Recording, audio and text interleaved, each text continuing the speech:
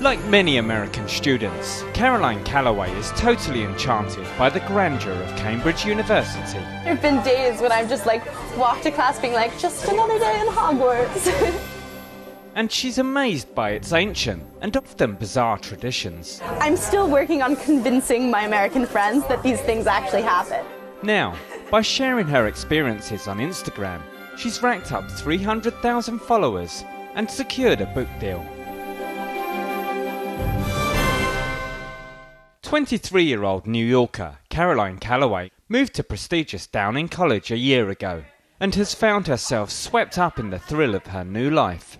Oh my gosh, I live in a constant state of embarrassing excitement here. My British friends, they've been forced to get used to it at this point because it's clear that this isn't going away, that this wasn't a temporary Freshers Week condition. This is just, it's in England now part of my personality, just how I am. Go back to New York, pretend to be all cool, come here and just all but run around screaming, shaking my hands.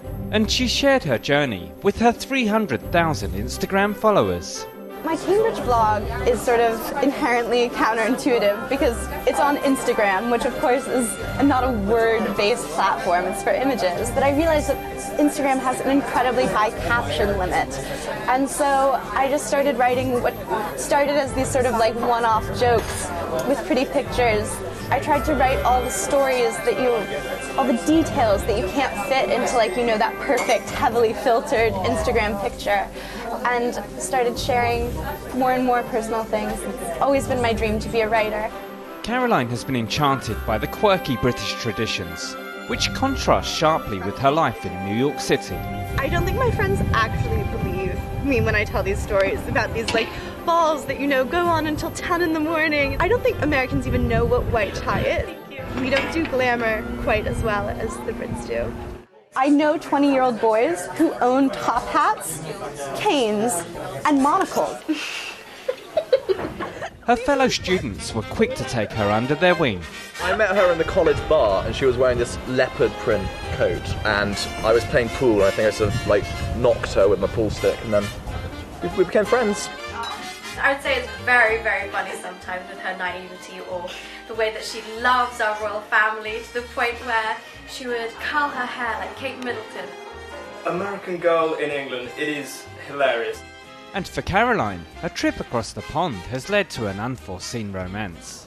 I met my boyfriend at St. Edmunds, which is the college we went to. We lived next door. So I literally got to be the girl next door, so life goal fulfilled. In every American movie, it's always American girl, British guy. So I think that sort of plays in the back of your head, as all movies do. But I definitely didn't come to Cambridge to find a boyfriend. American men, let's see, they wear pajamas a lot more. They're much better at beer pong. I think they're much more direct, much less shy. They don't have any of the Hugh Grant charm. Now Caroline is writing a book about her Cambridge experiences, which will be published next year. I'm just finished my first book. It needs a lot of editing, it needs a lot of help, but I'm so excited about it. It's a collection of what I hope are funny non-fiction essays about my time in England, and they're all autobiographical, all true.